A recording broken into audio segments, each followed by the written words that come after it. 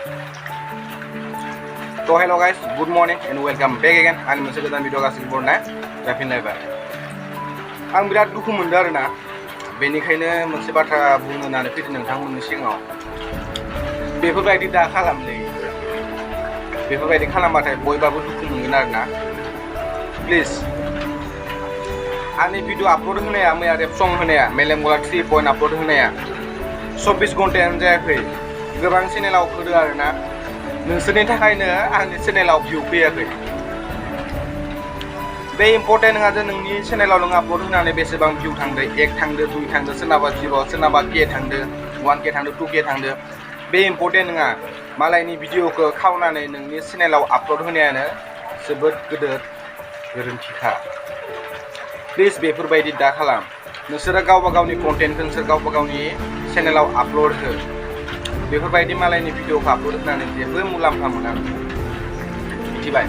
दोङो मोननैसो चेनेल नुबाय आङो, खमसे खम 10टा चेनेलनि बांसिन दै। आं डाइरेक्ट बुंखाबाय 10टा चेनेलनि बांसिन बे भिडिअखौ आपल'ड होबाय आरोना चेनेलाव। 10टानि बांसिन चेनेलाव आपल'ड होदो आरोना। ओमफ्राय आङो नायदों, लिस्टआ दोङो। जुदि 5 घन्टानि गेजेराव जुदि नोंथांमोना बे भिडिअफोरखौ दाननानै लायाना, आंनि भिडिअखौ फिसा क्लिपानो जा, नोंसोर डिसक्रिपसनाव थांनानै चेक खालामना नायखानांगौमोन आं मा बुंदों। आंनि पारमिसन नङालासिनो आंनि भिडिअखौ आपल'ड होनो हाया नोंसोर मालाबाबो। आं फैसा गारनानै, आं बेसेबां खस्थ' खालामनानै, बेसेबां खस्थ' लिरनानै भिडिअखौ आपल'ड होयो आं इउटुबाव। बेसेबां खस्थ' लिरो आङो, हर सान सानै लिरनानै भिडिअखौ आपल'ड होयो। भिडिअ बानायनायाव बेसेबां खस्थ' जायो, एडिटिंआव बेसेबां खस्थ' जायो, लिरनायाव बेसेबां खस्थ' जायो, खननायाव बेसेबां खस्थ' जायो। नोंथांमोना एसे बुजिलायबानो जाबाय आरोना। बेफोरबायदि गोरोन्थि दा माव, बेखौ बुंनोसो फैदों आरोना। आङो चेक खालामना नायदों मैयानो, आं होनखाबाय आरोना स्ट्राइक हरगोन आं, डाइरेक्ट खोथाखा। जुदि 5 घन्टानि गेजेराव भिडिअखौ जुदि डिलिट खालामा नोंथांमोना नोंथांनि चेनेलनिफ्राय, आंनिफ्राय स्ट्राइकआ डाइरेक्ट थांगोन। 100% सियर स्ट्राइक थांगोन आरो स्ट्राइक हरखागोन आङो। बेफोरबायदि गोरोन्थि दा माव।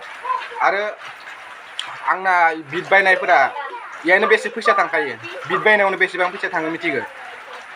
बिटखौ बायना लानायाव फैसा बिराद थाङो आंना, ओमफ्राय इथिं मेथाइ खननायाव फैसा थांलायबाय, भिडिअ बानायनायाव फैसा थांलायबाय, एडिटिंआव फैसा थांलायबाय। प्लिज बेफोरबायदि गोरोन्थि दा माव। मानसिया आंना फैसा गारनानै भिडिअ बनायदा, आं इउटुबनिफ्राय आं बेखौ साना जेनेबा आं थाइसे थाइनै खामायगोन बेखौ नङा। खमसे खम आंखौ मोजाङै सान्थियैथ' भिडिअखौ आपल'ड खालामनो हो। नाथाय बेयो गोरोन्थि जादों आरोना नोंथांमोना। आंनि पारमिसन मोनालासिनो जानला मानला नोंसोरो इउटुबाव आंनि भिडिअखौ आपल'ड होनो नाङा।